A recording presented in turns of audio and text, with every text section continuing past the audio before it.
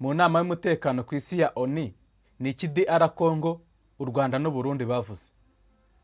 Inama ishinzwe umutekano ku isi ya ONU yari iteraniye i New York muri Leta Zunze Ubumwe za Amerika ku ntambara mu burasirazuba bwa DR Congo, aho abahagarariye ibihugu byabo bavuze aho ibihugu byabo bihagaze mu gukemura ikibazo.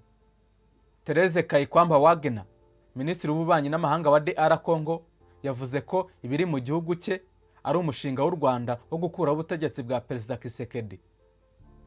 Uhagarariye u Rwanda yasubije ko ibibazo bya DR Congo bidakwiye kuryoza u Rwanda, ko ikirushishikaje ari umutekano warwo n'ikibazo cyawo kiri ku butaka bwa Congo.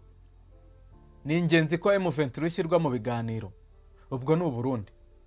Zephyrin Maniratanga, uhagarariye u Burundi muri ONU, yavuze ko ingingo igihugu cye gihagazeho mu gukemura amakimbirane muri DR Congo zirimo ibiganiro.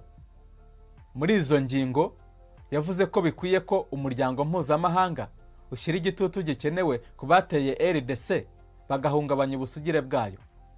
Avuga ko niba nta gikozwe nonaha, aya makimbirane ashobora kuvamo amakimbirane y'akarere atibasira DRC gusa, ahubwo n'akarere kose k'ibiyaga bigari.